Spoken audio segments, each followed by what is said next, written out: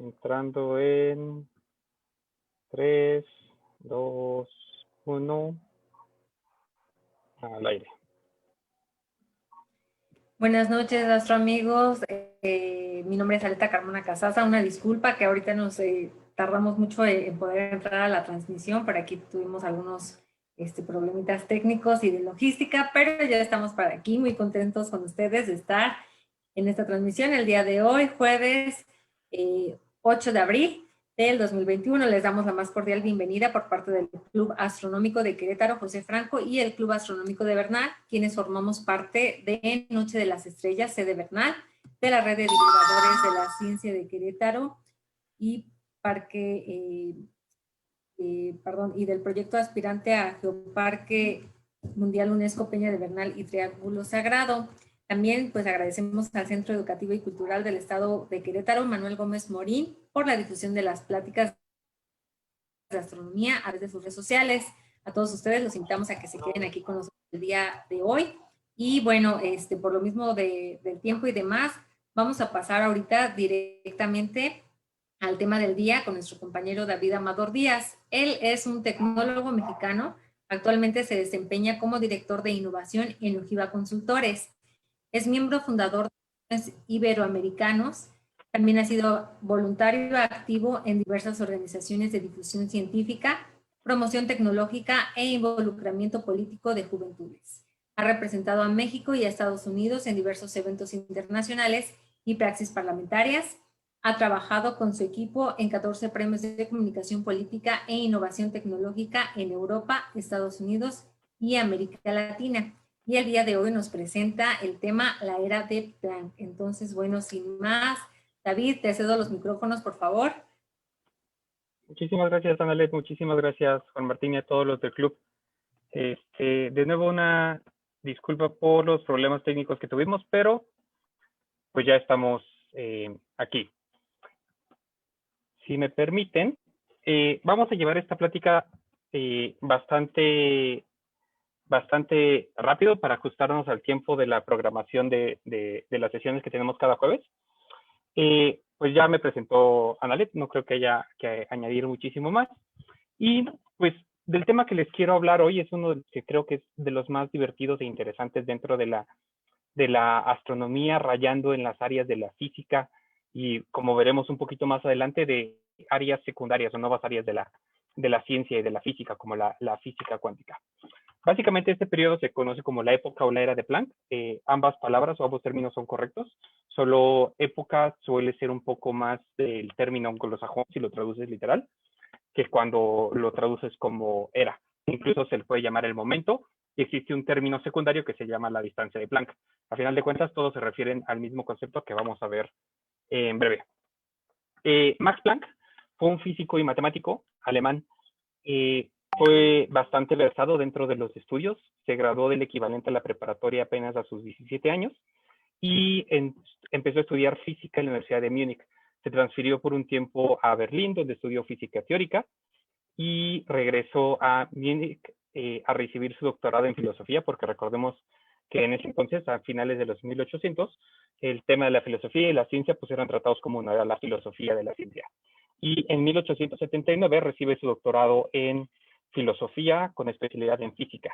A partir de ahí se empieza a dedicar a física teórica, de donde sale la gran parte de sus primeros trabajos. Sus primeros trabajos estuvieron enfocados en la termodinámica y en los procesos de radiación. De hecho, su trabajo más importante y por el que después se le otorgó el Nobel fue por el trabajo que realizó en la distribución de energía del espectro de radiación. Este es un término muy rimbombante a que se dio cuenta que las cosas no irradian igual. Irradian en este caso calor, y que hay una relación directa entre la energía y la frecuencia de las cosas que irradian. Entonces, porque cada cosa irradia de manera diferente y cada una irradia a colores diferentes y a frecuencias diferentes y a frecuencias de onda diferentes. Y esto era uno de los primeros ejercicios donde se podía ver la discrepancia entre la física observable y la física teórica tradicional, porque encontró uno de los problemas más divertidos que existen de eso. De este trabajo salen años posteriores sus dos conceptos más importantes, que es la constante de Planck, que es un tema re complicado. La verdad es que quisiera explicárselos, pero es un tema que ni siquiera entiendo a totalidad, donde se calcula la energía de un fotón. O sea, un fotón es una partícula diagonal onda de energía, de luz, que cómo se emite y cómo se refleja, dados ciertos momentos y dadas ciertas cantidades. Y describió lo que ahora se conoce la ley de Planck, que es una de las cosas más importantes dentro de la física moderna, especialmente en la física cuántica, que son los espectros electromagnéticos dadas las temperaturas.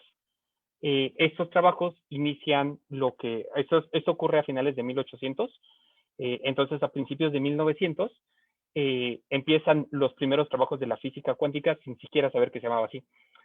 Uno de sus grandes logros fue sus colaboraciones que tuvo con otros científicos, nombres especialmente a Einstein y a Bohr, con los que tuvo una relación tanto profesional como de amistad. Y Planck fue uno de los primeros en reconocer que la teoría de la relatividad de Einstein era correcta, y a su vez Einstein tomó los trabajos de la radiación de partículas de Planck para demostrar sus teorías.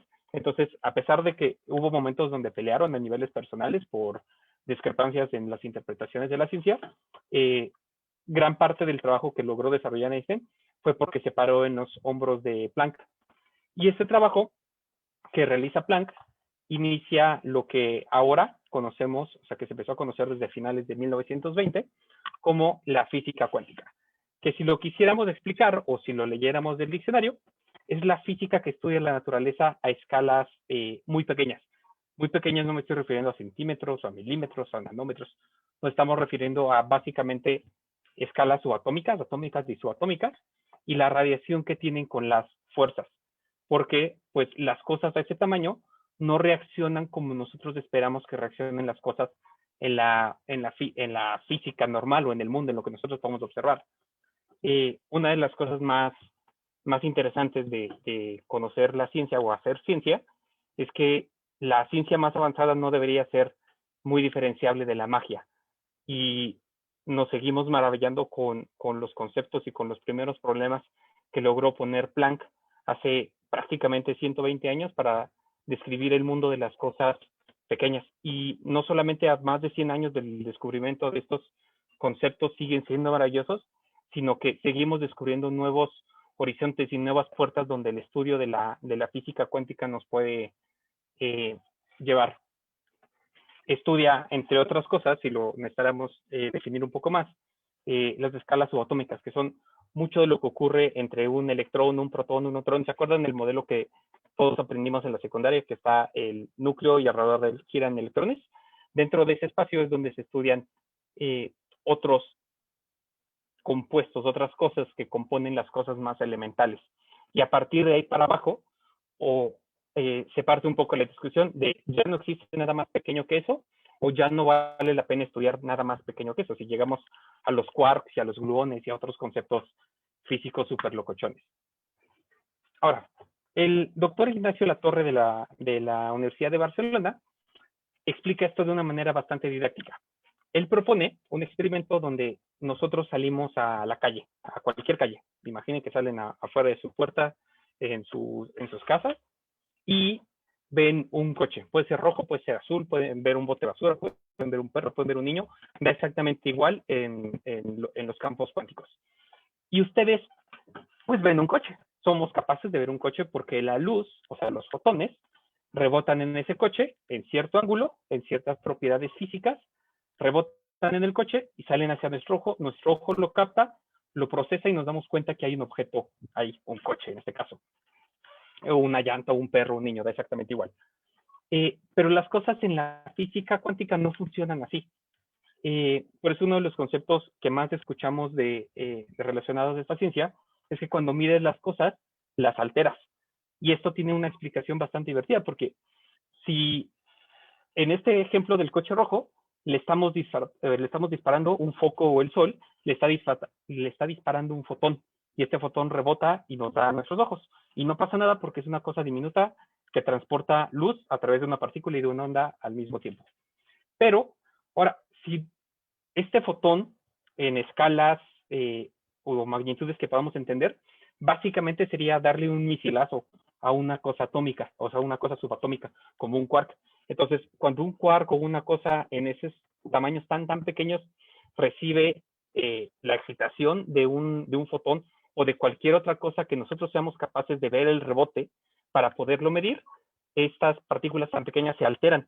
Por eso todo lo que nosotros logramos entender de la física cuántica, tenemos que salir del entendimiento de lo que nos enseñaron en la primaria, en la secundaria, o de lo que nuestros sentidos son capaces de percibir, porque no funciona igual.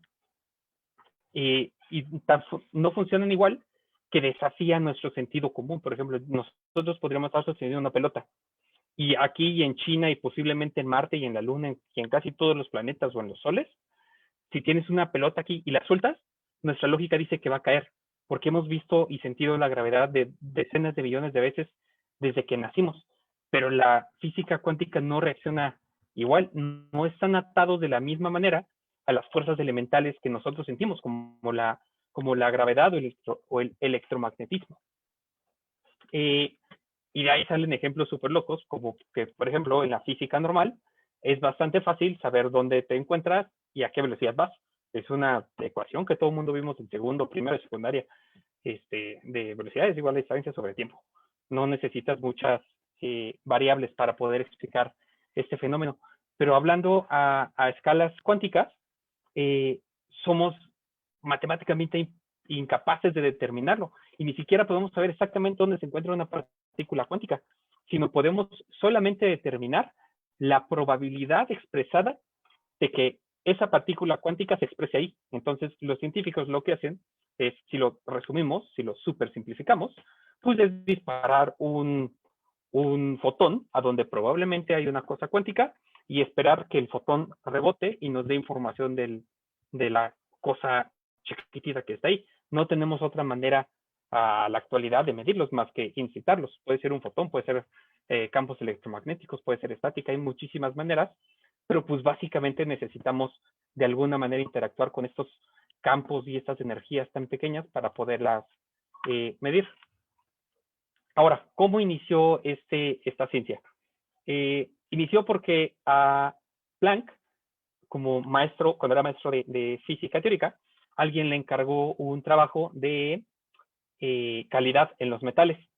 Entonces se dio cuenta de una relación de que pues entre más calientas una barra de metal, más rojo se hace, lo cual responde a un concepto físico que todos conocemos, bueno, que en ese entonces ya se conocía perfectamente, de que entre más calor, o sea, entre más energía, cambia en la frecuencia de onda que emite la barra de metal caliente, porque está intercambiando energía calórica y la produce en energía lumínica.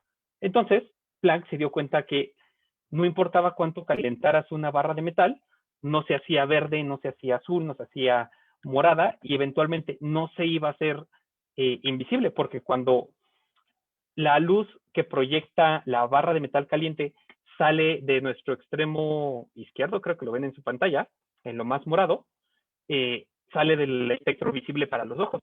Entonces, él concluyó que no importa cuánto calentaras una barra de metal, no iba a salir del espectro visible, lo ibas a seguir viendo.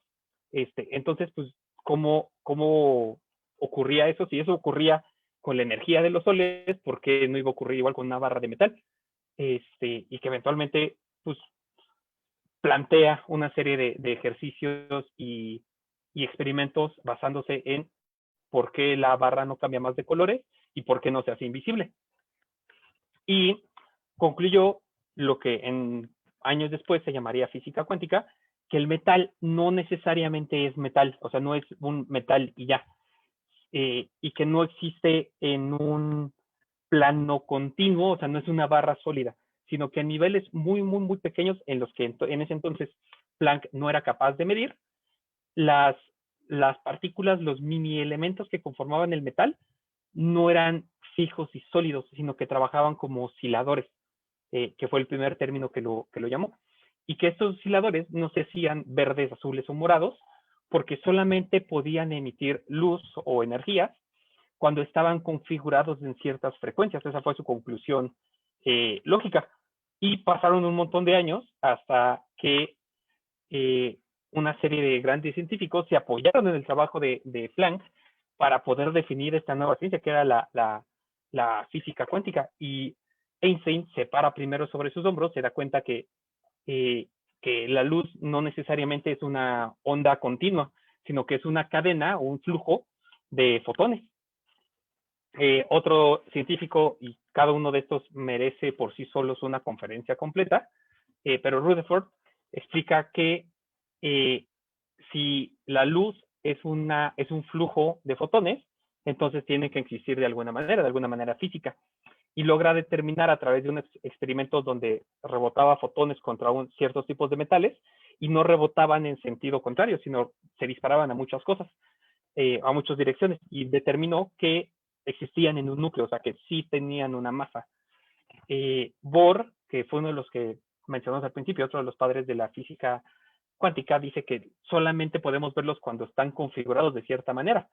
Y el francés Broglie dice que concluye que si Einstein dice que también es un flujo de partículas, ¿por qué no también puede ser al mismo tiempo una frecuencia? Para no descartar la teoría que tiene al principio.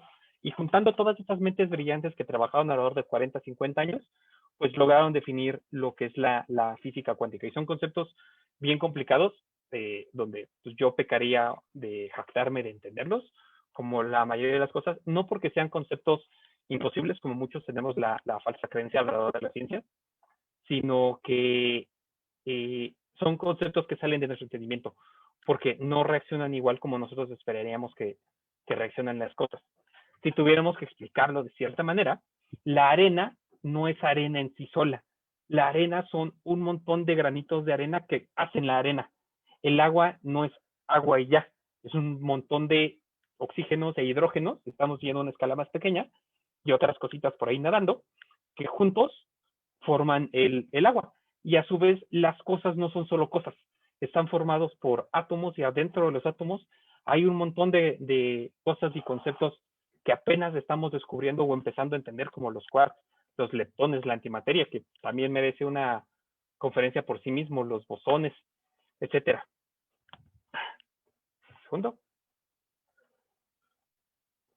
Y ahora, retrocediendo el tiempo, hace 14,000 millones de años, todo el espacio, toda la materia, toda la energía del universo conocido, por lo menos lo que nosotros ahora sabemos, estaban contenidos en una...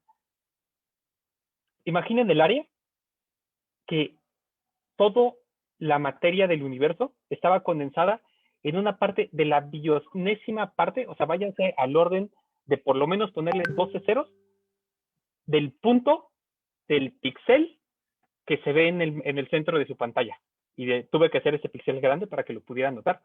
Pero de ese orden de tamaño diminuto, millones de veces más pequeño que un píxel, estaba condensado todo el universo. Y a partir de ahí, el universo empezó. No sabemos exactamente las condiciones que llevaron a que el universo fuera tan denso, pero pues cuando todas las condiciones eran tan calientes y las fuerzas de la naturaleza que describen el universo como lo conocemos estaban tan unificadas, la única cosa que podía hacer el universo en ese momento era ir hacia un lado. La única dimensión a la que ese universo podía ejercer, y era hacia afuera. Our whole universe was in a hot, dense state that nearly 14 billion years ago expansion started. Wait, the earth began to cool, the autotrophs began to drool, Neanderthals developed tools, we built a wall. We built the pyramids, math, science, history, unraveling the mystery that all started with a Big Bang. Hey! Ahora, esto nos presenta con dos maneras de entender las cosas. La teoría general de la relatividad que presenta Einstein a principios de 1900 nos explica, o sea, al principio en ese momento pocas personas le creyeron a Einstein, ahora nos damos cuenta que de alguna manera él entendió todo el universo y lo pudo plasmar sin tener las herramientas para medirlo, y nos explicó cómo funcionaba la física mecánica, que la presencia de energía y materia curva o crea curvaturas o deformaciones en el tejido tiempo-espacio, y esto cómo se reacciona, y nos dimos cuenta que este mismo concepto aplicaba a las cosas más pequeñas que éramos capaces de medir en ese entonces, a las cosas más grandes que éramos capaces de ver, como galaxias y sistemas solares y grupos de galaxias. Pero nos dimos cuenta que había un límite hacia abajo. Y es cerca de los 1920, donde a partir del trabajo de los científicos que mencionamos antes, se presentan las bases de la mecánica cuántica, que empezaron a explicar cómo funcionaba de una manera bastante coherente y que seguía siendo fehaciente con todo lo demás que conocíamos del universo, de cómo funcionaban las cosas más pequeñas, las moléculas, los átomos, los espacios y las partículas subatómicas. El problema es que estas dos teorías por sí solas no son capaces de convivir. Hay un espacio en medio que no hemos logrado resolver para lograr lo que es uno de los santos griales de la ciencia, que es la teoría unificada, donde podríamos en un par de hojas de papel describir todo el universo, todas las fórmulas de los elementos, todos los movimientos diminutos o macroscópicos en fórmulas matemáticas. Y nos falta, entre tantos otros espacios, uno de los más complicados que tenemos es ese espacio. ¿En qué momento esta línea blanca entre la física mecánica y la física cuántica se dobla, se rompe, se expande? Hay leyes que no hemos conocido seguramente, porque por lo menos todo lo que sabemos de la física es que hasta ahorita las leyes que sabemos son reales y son irrompibles y no se pueden esquivar, pero hay leyes que no hemos conocido y hay un intervalo entre estas dos áreas que nos hace falta resolver. A este gran misterio se le llama la era de Planck, porque fue propuesta por Planck. Y si lo pensamos, o lo que sabemos hasta ahorita del universo, es que el universo se expande. Cada día, nuestro Sol y nuestro sistema solar están un poquito más alejados de otro Sol y de otro sistema solar. Y ese a su vez está más alejado de otro sistema solar y a su vez está más alejado de otra galaxia y de otra constelación y de otro clúster, y todo el universo se está alejando un poquito cada día. Si seguimos esa lógica, ayer nuestro Sol y nuestro sistema solar están un poquito más cerca de otro Sol y de otro sistema solar. Y antier pasó lo mismo, y hace un año, y hace años. Si nos retrocedemos 18,000 millones de años hasta el Big Bang, la conclusión lógica es que todo estaba junto. Y es otro tema que me gustaría platicar en una ocasión diferente, pero el tiempo no existía antes del Big Bang, según como lo explica Hawking, pero hubo un momento donde el cero inició y todo el universo, toda nuestra existencia empezó a ocurrir. Y este periodo podemos explicar medianamente cómo estaba el universo condensado con las leyes de la física cuántica, y podemos explicar mayormente cómo está formado el universo después de este periodo a través de la física mecánica. Pero este periodo tan pequeño que para nosotros es mentalmente imposible de imaginarlo, porque solamente comprende los primeros 10 millones de billones de billones de billonésima de segundo. O sea, pongan un 0, un punto, 47 ceros y un 1. Esa es la duración de segundos. Esa es la duración de la era de Planck. Durante ese breve instante de la existencia, no sabemos qué ocurre. No sabemos qué reglas existían. No sabemos cómo estaban definidos los cuerpos, las gravedades, los acercamientos, las interacciones entre los espacios subatómicos que podamos decir. Y podemos decir, es que el universo es muy grande, eso es muy pequeño. Y de seguro las cosas iban muy, muy rápido, lo cual es cierto. Pero al mismo tiempo que la era de Planck ocurrió, el universo apenas logró crecer a 1,000 millones de billones de billonésima de metro. O sea, estamos en el orden de un 0, 1.55 ceros y un 1. Eso fue lo que logró crecer el universo en ese periodo de tiempo. A partir de ahí, cuando nos acercamos un poquito más hacia nosotros, o sea, nos alejamos un poco del origen del tiempo, aparentemente la gravedad fue la primera fuerza que se logró separar de eso, o sea, de ese píxel que contenía todo el universo. Aparentemente la gravedad fue la primera que se logró manifestar, y eventualmente las otras fuerzas y los otros elementos, pero las cosas estaban tan cerca tan calientes, tan densas, tan interactivas unas con otras, porque pues estaban pegadas, si lo queremos entender de cierta manera, que era un caldero de toda la materia del universo. Y ahí entran otras teorías y otros conceptos científicos como el intercambio de la antimateria y los periodos quark-leptones y un montón de cosas que todavía nos faltan descubrir. Pero a final de cuentas, después de este momento, el universo se formó. Y sabemos qué ocurrió, bueno, entendemos medianamente qué ocurrió durante el instante cero y entendemos qué ocurrió después de la era de Planck, pero nos falta ese momento. Y fue un momento muy emocionante para la ciencia y para la existencia. Si alguien fuera capaz de ver qué es lo que estaba ocurriendo y además tuviera los conocimientos para entenderlos, se daría cuenta que la materia y partículas subatómicas interactuaban violentamente. O sea, había millones y millones y cientos de millones de, si lo queremos ver de alguna manera, fusiones atómicas en ese espacio y en ese tiempo tan pequeño.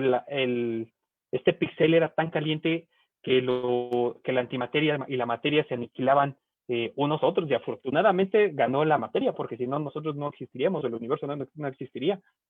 Y las cosas existían, las cosas explotaban, y se separaban, y se unían, y se fusionaban, y esto acabó. Y la era de Planck acabó, y de repente, de ser un caldero de toda la materia del universo, el universo se enfrió a menos 1 billón de grados Kelvin. Y si recuerdan las clases de la preparatoria, los grados Kelvin, o sea, 1 Kelvin es cero absoluto. Es una cantidad en el orden de las decenas de miles de grados centígrados negativos. Y el universo se congeló eso en menos 1 billón de grados Kelvin, y para ese momento solo había ocurrido 1 billonésimo de segundo desde el comienzo del tiempo. Y hay un montón de cosas que nos faltan de descubrir de ese momento. Y así acabó el Big Bang. Pero ahora, ¿de qué nos sirve todo eso? ¿Para qué queremos estudiar la física cuántica? ¿Para qué nos interesa saber qué es lo que ocurrió en la primera billonésima de segundo del universo? Al igual que otras ciencias, lo que nos interesa es la aplicación y el camino del descubrimiento que nos lleva. Ya sea que seamos aficionados a la ciencia o a la divulgación científica, o los científicos e ingenieros que en realidad están trabajando con esos conceptos en su día a día. Y hay un montón de ideas que hemos escuchado en películas, en blogs, mal utilizados en otras cosas como el espiritualismo o que estás enlazado cuánticamente con el amor de tu vida, que pues no tienen nada que ver. Y aún así, los conceptos cuánticos son muy divertidos. Solo por mencionar algunos, o uno de los que más podemos escuchar en las películas, incluso en las de Marvel, con Iron Man descubriendo cómo se viaja en el tiempo, es el túnel cuántico, que es, imaginen, si lo tuviéramos que expresar en ejemplos de la física mecánica, tienes una pelota, de estas pelotas que botan, una pelota regular, y le estás botando contra una pared, la lanzas, rebota, la cachas, la lanzas, rebota, la cachas. Y así, la tienes una cantidad N de veces, 2, 3, 5, 7 millones de veces. Pero de repente, la pelota no interactúa con la pared, no rebota, y la atraviesa.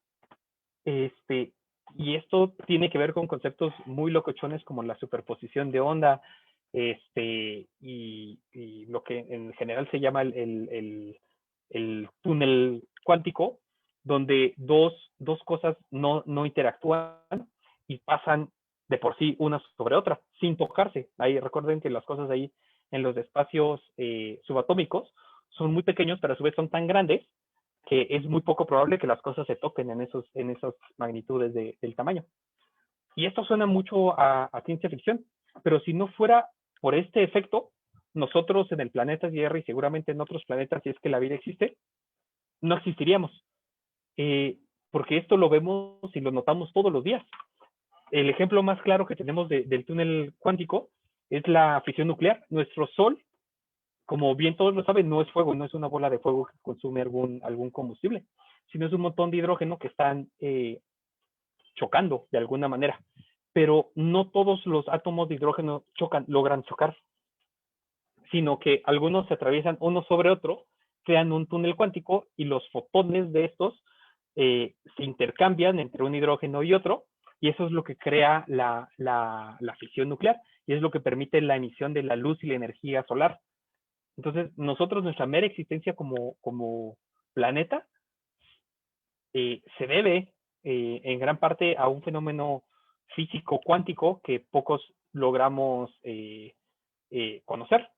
Otro de los ejemplos más populares es la superposición de estado, que todo el mundo busca explicar con el gato de Schrödinger, donde un gato está vivo y muerto al mismo tiempo hasta que lo mires. Si recordamos un poquito de lo que mencioné al principio, este ejemplo lo que demuestra es que cuando disparas luz, o sea, cuando tú abres la caja, entra luz, la luz rebota en el gato, vivo o muerto, y regresa hacia ti. Hasta ese momento puedes alterar su estado. Puede que haya estado vivo hasta el momento que lo viste, o puede que haya estado muerto hasta el momento que lo viste y seguía muerto, o se convirtió en vivo. Ese es el chiste del ejercicio. El mismo, pues, en muchos estados al mismo tiempo. Y lo mismo, parece un concepto súper lejano, súper alejado de lo que nosotros podemos entender de qué es lo que ocurre. Pero pues tampoco es tan lejano, la verdad. Las resonancias magnéticas, un aparato que muchos de los hospitales tiene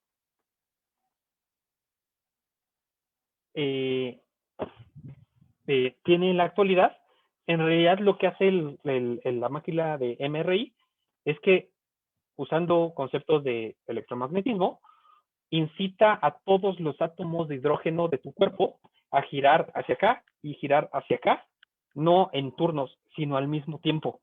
Y eso pues pone al átomo en una superposición, o sea, está girando en dos sentidos al mismo tiempo.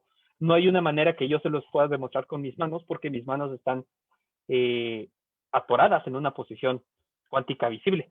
Pero pues si hicieran esto y estuvieran girando sobre sí mismos, se puede detectar esa superposición, y eso es lo que nosotros logramos ver en las resonancias magnéticas. Esa es la foto que tomas del cuerpo humano. Y esto nos llega a afectar de bien, para bien o para mal, en nuestra vida. Otros ejemplos, como las propiedades cuánticas del silicio, son las que nos permiten, de hecho, trabajar con las computadoras en las que yo estoy hablando con ustedes a través de un monitor y ustedes me están viendo a través de un celular. Y no solo eso, o cosas mucho más a la mano, como los láseres, son una expresión de la física cuántica. Las plantas nucleares existirían o no existirían si no conociéramos la física cuántica. Y esto hace bien importante conocer no solamente la era de Planck, sino las profundidades de la ciencia, la física cuántica y las otras decenas de miles de ciencias que podemos conocer a lo largo de nuestra vida, porque imaginen, estamos ahorita en el albor de poder entender más a profundidad la física cuántica, y eso nos abriría puertas a tecnología, a medios, a materiales, a transferencias de información, mucho más allá de lo que nosotros ya hayamos imaginado. Imaginen que en su momento los humanos lograban entender las consecuencias que tenía que una estrella pasara todos los años por el mismo punto, pero no eran capaces de entender por qué lo hacía. Nosotros estamos exactamente en el mismo momento. Logramos ver los efectos y las consecuencias y las degradaciones y los efectos que tiene la física cuántica en ciertas cosas que estamos estudiando. Todavía no somos capaces de entenderlas o de manejarlas a la totalidad, pero si logramos cruzar ese umbral, podremos acceder a cosas que hasta la fecha son inimaginables, como fue inimaginable para esta persona que veía el cielo y veía las constelaciones siguiendo un mismo ciclo, imaginar que podíamos viajar al espacio o que podíamos estudiar el origen del universo. Con esto quisiera acabar esta breve participación, igual agradeciendo pues todo el apoyo de los clubes astronómicos y de los proyectos que estamos involucrados en esto. Y pues nada, me gustaría acabar con una invitación a que conocieran la vida de Max Planck. Tuvo frases muy filosóficas, además de las frases científicas. fue reconocido por sus colegas por ser un excelente amigo, fue reconocido por sus habilidades musicales, y pues son cosas que valen la pena aprender de no solo Planck, sino de cualquier otro científico que nos ayude a enriquecer nuestro conocimiento y entendimiento del mundo. Por mi parte sería todo, Juan Martín, Analet. Muchas gracias, David. Gracias, perdón, ahí por la hora que tuvimos que correr un poco y demás, que nos atrasamos, pero como bien dices, la verdad es que es muy interesante, hay muchos conceptos y mucha información que pues de repente no podemos dimensionar, y que sí sería muy bueno poder abordar en alguna otra plática. Creo que ahorita igual con toda esta información que nos has compartido, pues quedan más inquietudes, ¿no? Como para seguir investigando y aprendiendo. Entonces, muchas gracias, David, y muchas felicidades, la verdad, por tu excelente presentación. Juan Martín, ¿quieres comentarle algo a David? No, nada más, sí, felicitar a David, su plática muy interesante, muy didáctica, y nos quedamos con ganas de otra. Así es que a ver cómo le haces, David. Sí, es un tema, la verdad que es muy interesante, ¿no? Sí, gracias. Pues sí, cuando quieran podemos volver a armar otra y acepto la invitación con mucho gusto. Por mi parte me tengo que despedir. Muchísimas gracias a Martín, Analet y a todos los que nos están viendo. Me despido. Hasta luego. Hasta luego, David. Muchas gracias. Hasta luego. Felicidades. Pues sí, la verdad es que es muy interesante. Por aquí igual tenemos algunos comentarios sobre igual parte de la plática de David. Por acá, por ejemplo, nos comentaba Thelma Gray, de acuerdo a la mecánica cuántica, una cosa puede estar en dos lugares distintos. Y pues por acá igual nos hizo favor de contestar Gabriel García que entrelazamiento cuántico, y Fernando Morelos nos decía, no, a eso se le conoce como estados de superposición. Quiere decir que va a depender del observador. El más conocido es la paradoja del gato de Schrödinger, ¿no? Igual por ahí comentaba algo David ahorita al final nuevamente. Entonces sí creo que la verdad hay información que de repente como que empezamos a decir, oh, es mucho, ¿no? Y son varios temas que pueden seguir saliendo. Esperemos que igual por acá se animen otros de nuestros compañeros del club para dar otro tipo de temas y ampliar un poquito más, ¿no? Entonces, pues igual gracias a todos aquí por su participación. Saludos a todos, a Fernando, a José Luis Ramírez, que igual nos dice que buenas noches a todos, a Thelma Gray, a Wilber Andrés, a Gabriel García, al doctor Rafael Mier, igual que manda felicidades a David por su plática. Y bueno, retomando un poquito lo que les decíamos del tiempo, la logística y demás, que por aquí nos comió mucho el tiempo, vamos a retomar un poco las diferentes secciones que tenemos. Entonces vamos a compartirles las preguntas de la sección de Universo para Curiosos, y en un momento más igual se las vamos a tener por escrito aquí en la página, pues para que puedan participar pues, en las respuestas de estas. Entonces, bueno, la pregunta número 1 es, ¿qué término usan los astrónomos para describir las 2 veces al año en que el día y la noche tienen la misma duración? La pregunta número 2 es, en la constelación de Camelopardalis, la jirafa, hay una estrella que la Unión Astronómica Internacional le asignó el nombre del dios del sol de la mitología mexica. ¿Cómo se llama esta estrella? La pregunta número 3 es, en la Luna hay un cráter con el nombre de este astrónomo y escritor mexicano, que fue figura importante de la creación del Instituto Politécnico Nacional y del Observatorio Astrofísico Nacional de Tonantzintla, o Antón, precursor del actual Instituto Nacional de Astrofísica, Óptica y Electrónica, INAOE. ¿De qué personaje estamos hablando? Entonces, igual aquí tenemos la pregunta número 3, y la pregunta número 4 es, ¿cuál es el nombre del científico mexicano que la NASA propone que lleve el nombre de una montaña?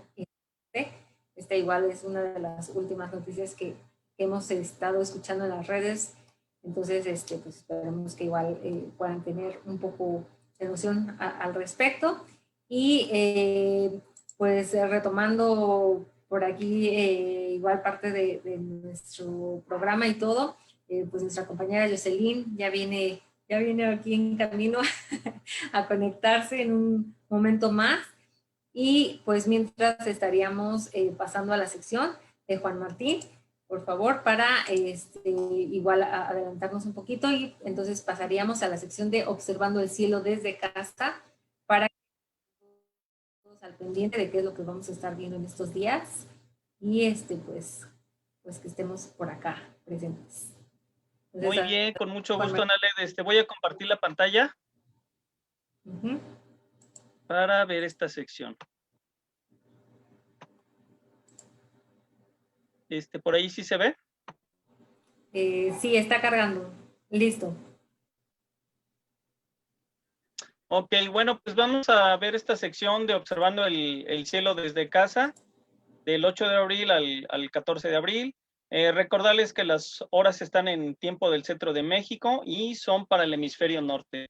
Tenemos las referencias, EarthSky sobre todo, efemérides del INAOE, el Stellarium y de la revista Sky and Telescope. Bueno, pues vamos a pasar invitando y espero que haya oportunidad de observar el paso en estos días de la luna al amanecer, la luna menguante al amanecer por los planetas Saturno, Júpiter, y bueno, pues todavía hoy en la mañana la vimos pasar allí por cerca de estos planetas en la constelación de Capricornio. Aquí, bueno, pues nada más comentarles, fíjense, hay unos datos interesantes de estos planetas. Júpiter no volverá a pasar, o sea, el movimiento de estos planetas a través de la constelación de Capricornio se van a desplazar hacia la constelación, digamos en esta dirección, que aquí estaríamos ubicando la pegada al horizonte, hacia la constelación de Acuario. Y bueno, Júpiter va a pasar de esa constelación de Capricornio a la de Acuario hasta el 25 de abril del 2021. Nada más que, bueno, pues aquí valga la pena hacer algunos comentarios, que Júpiter permanece frente a una determinada constelación aproximadamente un año. O sea, si vemos a Júpiter, estuvimos viendo a Júpiter todo este año en Capricornio, al siguiente año, bueno, en este caso va a ser el cambio, como comentamos, aquí en el 25 de abril, lo vamos a ver en la constelación de Acuario. Pero a Saturno le va a tomar aproximadamente 2 años y medio en moverse de constelación. Y bueno, pues también una observación aquí de que la Luna, mientras esos planetas tardan en moverse entre las constelaciones zodiacales, este tiempo que les comento, la Luna pues lo hace en 27 días más un tercio de día. Y bueno, pues aquí nada más haciendo referencia a estos gigantes gaseosos, a estos planetas gigantes gaseosos, que a Júpiter le toma 12 años darle el recorrido alrededor de todas las constelaciones, bueno, aparentemente desde la Tierra, que lo vemos que se ubica en las diferentes constelaciones, y a Saturno le toma casi 30 años. Y bueno, pues esto es debido a la gran diferencia de distancia entre un planeta y otro, el que nosotros vemos que se mueve más lento Saturno, a diferencia de Júpiter, ¿verdad? Y bueno, pues aquí está la constelación de Capricornio. Normalmente aquí está la eclíptica, miren.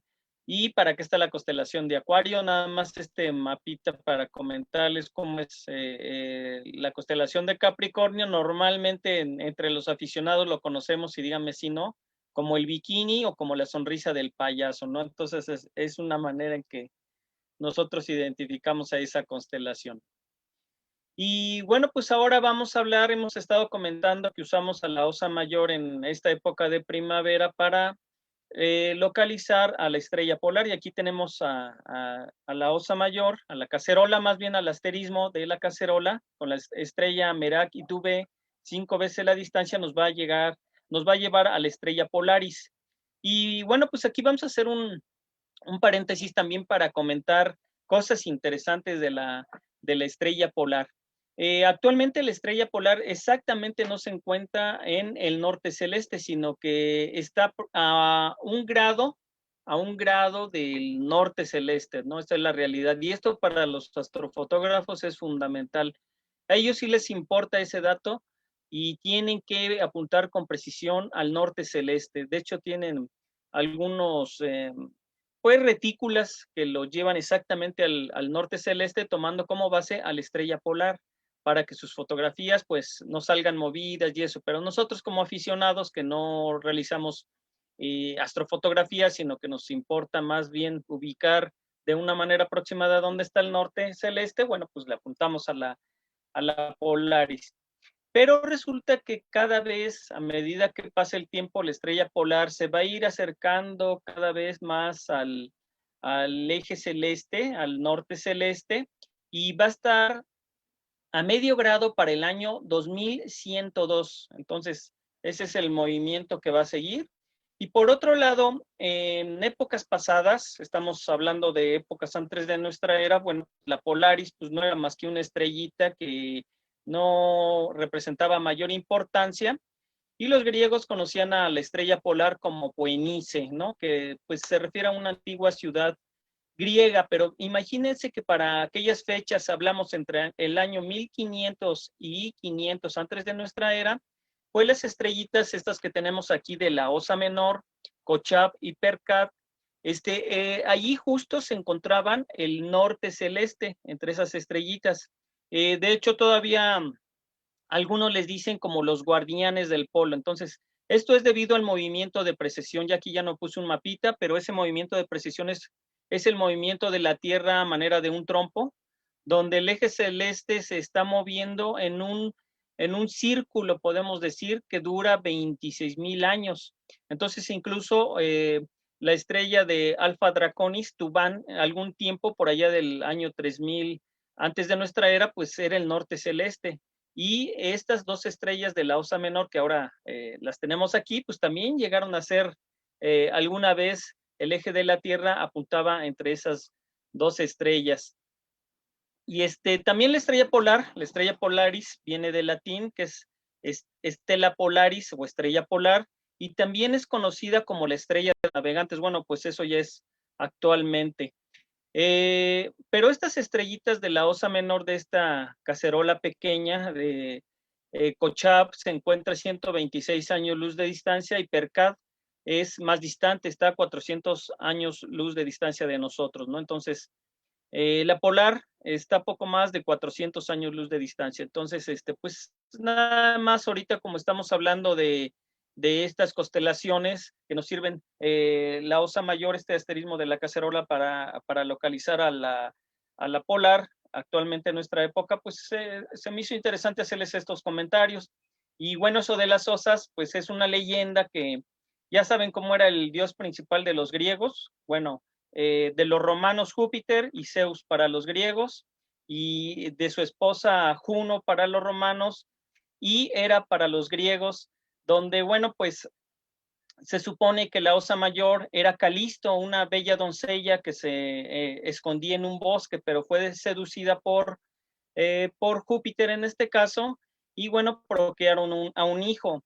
Este hijo, bueno, pues fue un gran cazador, pero la celosa esposa de Júpiter convirtió a Calisto en una osa para que su hijo mismo la matara.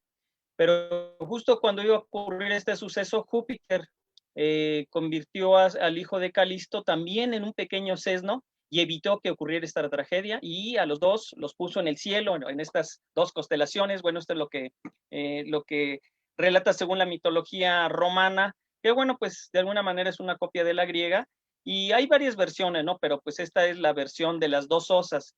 Y ahora giran en torno al eje de la Tierra, porque aún así la esposa celosa de Júpiter, no contenta con que no pudo matar a Calisto, pues los mantuvo girando alrededor de tal manera que no pudieran acudir a donde había agua para que pudieran beber, y esa es la razón que explican ese movimiento de estas dos constelaciones en torno al eje celeste. Bueno, pues estas son historias bonitas que se pueden contar y que de alguna manera pues nos hacen recordar los ciertos nombres de las estrellas y sus posiciones. Y bueno, de alguna manera encantadora, pues están estas mitologías los griegos, pues, y pues ya se los vieron los romanos, pues tenían muchas historias de estas. Y fíjense que aquí, ahora también otra constelación de primavera, pues es la constelación de Leo. Leo, bueno, pues ya ahorita la podemos ver. Acuérdense que está Gémini, luego está Cáncer, esta constelación que comentamos en otra ocasión, que solo es visible en cielos rurales, fuera de la ciudad, donde la podemos ver incluso a simple vista, y ya con unos binoculares, pues ahí está el cúmulo M44 en Cáncer. Pero bueno, pues Leo también tiene estrellas más brillantes. Ahí tenemos a Regulus, a Denébola, a Sosma, y al Genip, que está aquí en el cuello de Leo. Pues miren, entre las estrellas Regulus y Sosma, si trazamos una línea, si prolongamos una línea, vamos a llegar a un cúmulo que los invito a explorarlo, que es el cúmulo estelar de Coma. Entonces, ese es un cúmulo muy bonito. Acuérdense, Regulus es fácil de identificar. Sosma también es una estrella brillante, y podemos llegar a este cúmulo abierto de Coma. Este cúmulo también no es visible en la ciudad, requiere de un cielo oscuro y para poderlo localizar. Aquí en el diagrama de al lado, pues tenemos al asterismo de la cacerola, donde también nos puede servir como guía. Uno es para localizar a la polar con la estrella Merak y Dubhe, llegar a la polar, y del lado contrario vamos a llegar a la constelación de Leo. Es importante tener estas referencias porque esto nos va a ayudar a localizar rápido a las constelaciones, y podemos también localizar cuerpos celestes, objetos celestes como este que les comento, que está muy bonito. Aquí está otra imagen. Ya es una fotografía donde está la estrella Regulus. Llegamos a Sosma y acá se aprecia, esto debe ser en un cielo oscuro, se aprecia este cúmulo abierto muy disperso de este cúmulo abierto, cúmulo de estrellas de Sosma, ¿no? El cúmulo abierto de Sosma. Aquí están estas estrellitas, la invitación a observarlo si no lo hemos observado. Igual ya lo vimos y no sabíamos que ese era el cúmulo de estrellas de Coma, que también se conoce como Melot 111. Este catálogo de Melot, pues es un catálogo de cúmulos abiertos y también tiene esa nomenclatura. Este cúmulo está a 288 años de distancia y cuenta aproximadamente con alrededor de 100 estrellas. Pero también en esa misma dirección está un supercúmulo de galaxias, un cúmulo de galaxias, que es el cúmulo de galaxias de Coma. Si exploramos la región de Leo, de Coma Berenice, de Virgo, con telescopios, vamos a empezar a descubrir varias nubecillas, y esas nubecillas son galaxias. Hay un cúmulo de galaxias muy importante en esa zona, que no es detectable lógicamente con pequeños telescopios, sino ya se necesitan telescopios profesionales para ver que cada uno de esos puntitos ya no son estrellas, sino son galaxias. Pero con nuestros telescopios de aficionados, si podemos explorar esa zona, y con unos binoculares 20x80 podemos descubrir varias galaxias. De hecho, lo que viene siendo la pancita de Leo, pues ahí está el triplete de Leo, y hay otras galaxias del catálogo Messier. Y si exploramos la zona de Coma Berenice, pues también vamos a encontrar galaxias. Entonces, bueno, pues aquí está la manera de utilizar el cúmulo abierto de Coma, ¿no? El cúmulo de estrellas, el cúmulo estelar de Coma. Y aquí tenemos a la constelación de Coma Berenices, que curiosamente aquí en este como rectángulo en medio, sí hay muchísimas estrellitas. En un cielo rural o más oscuro se puede observar este cúmulo. Desde la ciudad no se puede observar, pero si nosotros observamos, curiosamente sí se forma una especie como de L, y justo aquí en toda esta zona sí se ven muchas estrellitas. O sea, sí pareciera que es una cabellera. Pero bueno, pues resulta que no siempre fue la constelación de Coma Berenice, sino que tiene también una historia muy, muy bonita. Antes, la constelación de Coma Berenices, como les digo, como hay muchas estrellitas allá agrupadas, antes formaba parte de la constelación de Leo. De hecho, Ptolomeo, este astrónomo greco-egipcio en el siglo II, ya de nuestra era, pues no le incluyó en sus 48 constelaciones. Recordemos que eran 12 constelaciones zodiacales que él consideró, más otras 36, pero no incluyó a la constelación de Coma de Berenice porque la consideraban parte de la constelación de Leo. Ese grupo de estrellitas formaban parte de la cola de León. Así es que, como ven, o sea, estaba la cola de Leo, pues llegaba hasta, ya no, ya han visto los leones que en la mera punta tienen un mechoncito así, y bueno, pues ellos imaginaron que ese grupito de estrellas eran parte de ese mechoncito de la cola de Leo. Entonces, resulta que ahí viene la historia de la constelación de Coma Berenice, y esta constelación de Coma Berenice, pocas constelaciones están relacionadas con personajes que realmente existieron, como también la constelación del escudo, pero hablando ahorita de la constelación de Coma Berenice, pues fue la reina Berenice II, fue reina de Egipto y esposa de Ptolomeo III, quien vivió del 246 al 222 antes de nuestra era, y este rey hizo que la ciudad de Alejandría se convirtiera en un importante centro cultural. El caso es que cuando este rey llegó al trono, pues fue en una misión a vengar, ahora sí que unas muertes, ya vemos cómo son de vengativos, pero salió en una expedición a vengar las muertes de unos familiares de él. Y entonces, pues, Berenice, pues estaba preocupada de que su esposo, el rey Ptolomeo III, regresara con vida. Y ella ofreció a la diosa griega Afrodita su cabellera si es que regresaba su esposo, el rey, sano y salvo al reino, ¿no? Y fue así como regresó este rey sano y salvo. Y entonces Berenice, quien tenía una cabellera muy hermosa, la reina Berenice, se la cortó y la llevó al templo de Afrodita a ofrecerla. Pero resulta que en una noche la cabellera de Berenice desapareció. Y entonces, pues, iban a rodar algunas cabezas de algunos astrónomos, ¿verdad? De algunos de la corte de ahí del rey, iban a rodar las cabezas, pues como que le habían robado la cabellera de su esposa, y en ese templo que era griego, pues recordemos que ellos eran egipcios.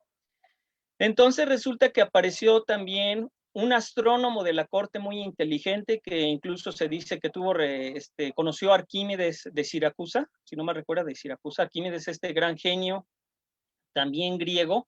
Este astrónomo era Conón, y le dijo que, bueno, pues, que la diosa Afrodita había puesto la cabellera de Berenice en el cielo para que todo mundo la admirara. Y esa forma rápida de pensar de este astrónomo Conón, que también era muy inteligente, pues evitó que las cabezas de más de uno de ellos rodaran, ¿no? Por esta furia que tenía el rey de que le habían robado la cabellera de su esposa. Y entonces él dijo que la que había tomado esa cabellera era la diosa Afrodita Berenice, la diosa griega Berenice, y había puesto la cabellera de Berenice, perdón, allá en el cielo para que todo mundo la pudiera admirar, y le enseñó las estrellas, ¿no? Las estrellas que están a un lado de la constelación de Leo. Aquí tenemos a Berenice, pero en realidad es la constelación de Bootes, del boyero, que está a un lado de Berenice. Y fue de esa manera en que se creó esa constelación, aunque, como les digo, bueno, pues no fue incluida en el catálogo de Ptolomeo, sino que fue Tycho Brahe quien la incluyó en su catálogo, en su Atlas Estelar del año de 1602, y posteriormente apareció también en el Atlas de Uranometría de Johann Bayer del año de 1603. Entonces, a partir de allí ya se le consideró como una nueva constelación. Y bueno, pues estas son las historias que les quería comentar de las constelaciones, de lo que podemos observar ahorita en el cielo. Cada vez todavía tenemos oportunidad de ver a Marte. Esta es una imagen viendo hacia el oeste del 10 de abril a las 21 horas. Ahí tenemos a Marte con una magnitud de 1.39, se ve pequeño, e incluso se pueden confundir, ya lo comentábamos, con Aldebarán, pero Aldebarán pues es una estrella más brillante de 0.85. Entonces el lucero menos brillante pues es el planeta Marte, todavía lo podemos observar. Se ven muy padres, son dos puntitos o dos luceros anaranjados, y recordemos que pues Marte ahorita está haciendo noticia por todo lo que está ocurriendo allá. con las rovers espaciales que están allá, los rovers que lo están explorando.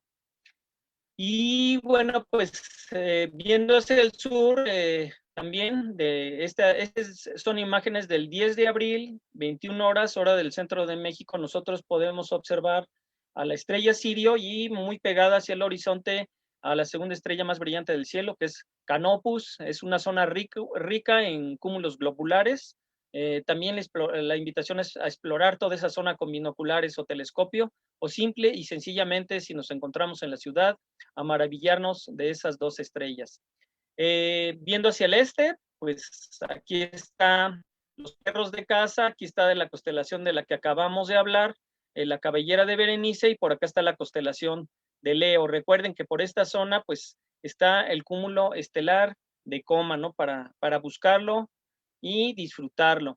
Ya viene la zona de galaxias, aquí está Virgo, les comento, toda esta es una zona rica en galaxias.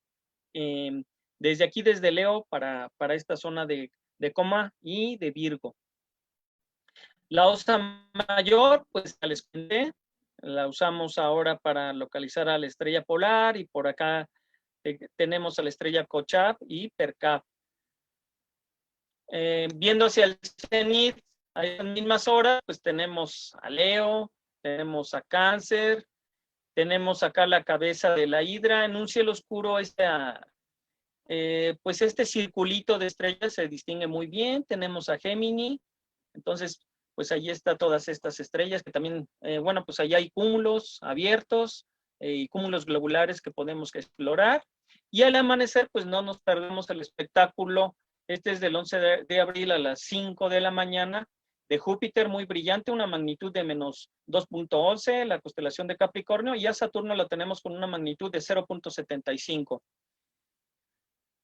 También, viendo hacia el sur, pues está esta zona también rica en cúmulos globulares y cúmulos abiertos y nubecillas estelares. Muy padre explorar toda esta zona que es la de Capricornio y Sagitario. Con binoculares o con telescopio nos vamos a llevar muy, muy gratas sorpresas al descubrir muchos grupitos de estrellas que quizás nunca habíamos visto. Y aquí está esta estrella impresionante, la estrella supergigante roja, Antares también, el corazón del escorpión. Muy pegado al horizonte, pues también tenemos uno de los cúmulos más bonitos que podemos observar desde nuestra latitud, desde el centro de México, pues que es el cúmulo Omega Centauri. También ya está muy pegado al horizonte. Y aquí ya por último les quiero hacer la invitación a que estén al pendiente del programa que va a transmitir pues varias instituciones sobre la fiesta de la cosmonáutica, que es del 12 al 18 de abril. Aquí están varios logos de varios grupos de aficionados, de instituciones que se unen al festejo para conmemorar el 60 aniversario de la puesta en el espacio de Yuri Gagarin, que bueno, pues fue el primer ser humano que visitó el espacio.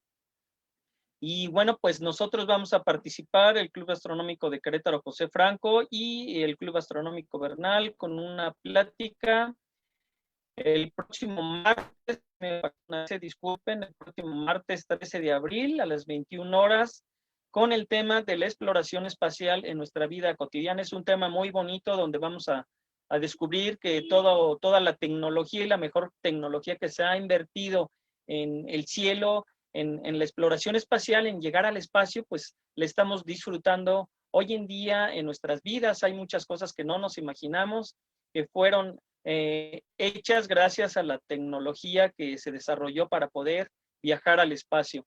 Los invito a que nos acompañen en esta plática el martes 13 de abril, 21 horas, en este tema de la exploración espacial en nuestra vida cotidiana. Y por mi parte es todo, Analet. Te regreso los micrófonos. Creo que ya con este tema, pues ya cubrimos el objeto celeste de la semana, ya cubrimos el tema de observando el cielo desde casa. Y bueno, pues la invitación a voltear la vista hacia el cielo, ¿verdad? Gracias, Juan Martín. Así es, muy interesante, la verdad. Siempre que nos cuentas las historias, y pues todo lo relacionado a alguna constelación y demás, la verdad es que es muy entretenido.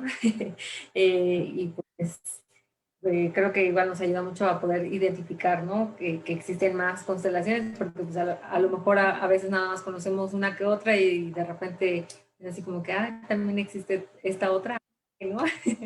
Entonces me parece muy, muy interesante, esperemos que igual pues a los demás así les parezca. Y como bien dices, pues sí se junta parte de los dos temas, porque igual ya me comenta por acá, yo sé que pues no va a poder ser posible que se conecte el día de hoy, entonces pues gracias Juan Martín, y ya le echaste la mano también con su tema de esta semana. Entonces, sí, Sí, muchas como gracias. no, un placer, un gusto, es bonito el cielo y tomémonos unos instantes de nuestra vida cotidiana, del estrés, de las presiones, de las apuraciones y volteemos la vista al cielo y van a ver que alguien dijo que la astronomía era relajante, ¿no? Y realmente sí es algo relajante el tomarse un pequeño tiempo a voltear nuestra vista hacia el cielo y descubrir varias cosas que no nos imaginamos. Una entre ellas, pues los colores de las estrellas. Así es. Muchas gracias, Juan Martín. Como bien dices, pues la invitación queda para todos, para que nos sigan compartiendo sus fotos y que nos etiqueten, que las compartan con el hashtag Observando el Cielo desde Casa, ya sea en Facebook o en Instagram. Igual agradecemos siempre que nos comparten en el chat de WhatsApp de astronomía, en donde pues nos comparten su foto, una breve explicación de qué es lo que estamos observando, desde donde nos comparten la fotografía y el equipo con el cual la tomaron. De hecho, por aquí hace unos minutitos, igual nos compartían en el chat una imagen que decía que pues iba a pasar la Estación Espacial Internacional, pues por aquí, ¿no? Por nuestro mexicano, y nos comparte nuestro amigo Alfonso igual una foto que dice que él sí la pudo captar, entonces igual en un momento más pues se las compartiremos también por aquí por el Facebook y pues los invitamos a que nos sigan compartiendo todas sus fotografías y como bien dices Juan Martín, que sigan observando el cielo, ¿no? Entonces, gracias. Y bueno, por acá tenemos igual varios comentarios y saludos de nuestros astroamigos. Tenemos también saludos de Frida Emaeus, que nos dice saludos de parte de Ian. Saludos, Ian. Saludos a ti también. También por acá tenemos... porque la tecnología el día de hoy no ha estado a nuestro favor. Entonces, nos está haciendo aquí algunas cosillas. También saludos a Gloria Torres Don Juan, que pues igual siempre anda por aquí muy, muy presente, a Carlitos Torres, a Wilber Andrés, a Francisco Quinlán Voz, a Abel Muñoz, ya habíamos dicho por acá también a Telma Gray. También por acá de este lado, déjenme checar porque digo que estamos revisando por todos lados aquí la página.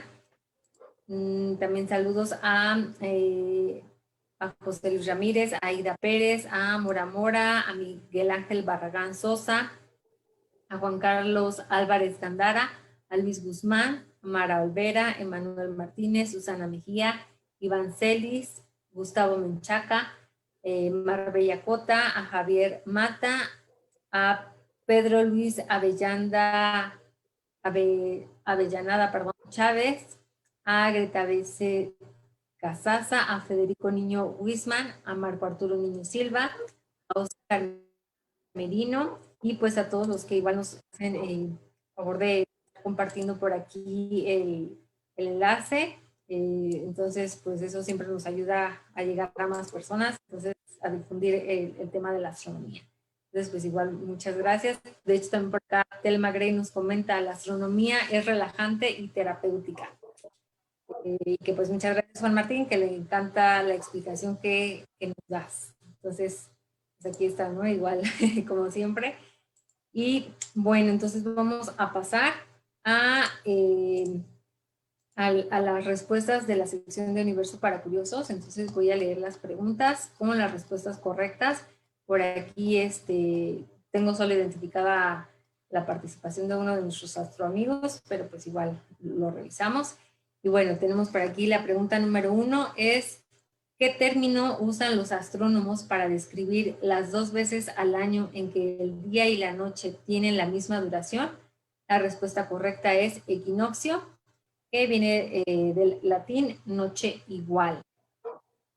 La pregunta número 2 es, en la constelación de Camelopardalis, la jirafa, hay una estrella que la Unión Astronómica Internacional le asignó el nombre del dios del sol de la mitología mexica.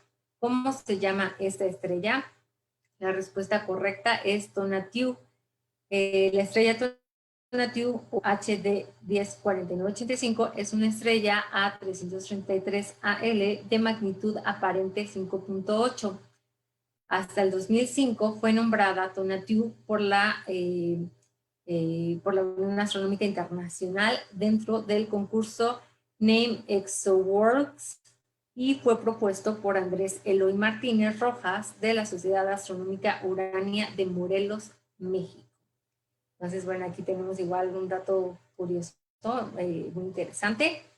La pregunta número 3 es, en la Luna hay un cráter con el nombre de este astrónomo y escritor mexicano, quien fue figura importante de la creación del Instituto Politécnico Nacional y del Observatorio Astrofísico Nacional de Tonanancintla, o Antón, precursor del actual Instituto Nacional de Astrofísica, Óptica y Electrónica, NAOE. ¿De qué personaje estamos hablando? La respuesta correcta es Luis Enrique Erro Soler, quien vivió del 7 de enero de 1897 al 18 de enero de 1955.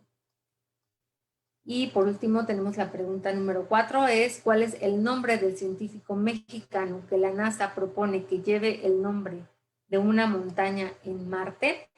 Y la respuesta correcta es Rafael Navarro. Rafael Navarro González se desempeñó en el Instituto de Ciencias Nucleares de la UNAM, fue líder en el en el estudio de la astrobiología, ayudó a dirigir el equipo de la NASA que reconoció compuestos orgánicos antiguos en Marte e identificó el papel de los relámpagos volcánicos en el origen de la vida de la Tierra, entre otros logros. Entonces, bueno, ya tenemos por aquí las respuestas correctas de la sección de Universo para Curiosos. Y por acá tengo identificada la participación de nuestro astroamigo Gabriel García, que nos dice que las respuestas son para la pregunta número 1, equinoccio, así es, correcta. Para la pregunta número 2, nos dice estrella HD 104985, Tonatiuh, así es, correcta. Para la pregunta número 3, Luis Enrique Erro, así es. Y para la pregunta número 4, Rafael Navarro. Así es, todas son correctas. Muchas gracias a nuestro amigo Gabriel García, que también siempre por acá anda participando. Felicidades también por sus respuestas correctas. Y por aquí, bueno, es la única respuesta que yo pude identificar ahorita mientras estamos en vivo, pero pues saben que estamos aquí al pendiente de las respuestas que nos pudieran llegar a aparecer pues después, ¿no? de la transmisión. Y pues siempre les agradecemos a todos su participación y pues sus preguntas también, ¿no? Porque nos ayudan mucho a abrir otros temas. Entonces, pues muchas gracias a todos por siempre andar aquí y los invitamos a la siguiente semana que tenemos la plática de los neutrinos. Entonces, igual los invitamos a que estén al pendiente para que nos acompañen el próximo jueves 15 de abril y también tenemos para el 22 de abril la plática de la física del universo. Y bueno, para el último jueves, que sabemos que tenemos esta cápsula o esta colaboración que se llama Ciencia y Conciencia, que son los últimos jueves de cada mes, que va a ser el observador del cielo que todos llevamos dentro por el astrónomo invitado Mauricio Tapia. Entonces, bueno, aquí tenemos la invitación para todos. Les vamos a estar compartiendo igual el póster semanal, pues para que estemos al pendiente. A todos igual, pues sus dudas, sus comentarios, les agradecemos que nos hagan llegar, ya sea por las redes sociales, y que pues nos sigan en Instagram, en Facebook, y quienes quieran pertenecer al chat de WhatsApp de astronomía, pues que nos manden un mensaje directo con su nombre completo, su ubicación y pues su número para poderlos ingresar al chat. Y bueno, esto sería todo por parte de nosotros el día de hoy. No sé si quieras comentar algo más, Juan Martín. No, nada, agradecerles que nos hayan acompañado en esta transmisión y que, pues como bien dices, que los esperamos en la siguiente y en las próximas pláticas que tengamos. Estuvimos muy contentos aquí con ustedes y pues muchas gracias por habernos acompañado. Sí, muchas gracias a todos. Y bueno, entonces sería todo por hoy, por nuestra parte, y los despedimos con la siguiente frase: observar las estrellas nos hace más humanos. Entonces, pues buenas noches a todos y que estén muy bien. Hasta luego. Bye.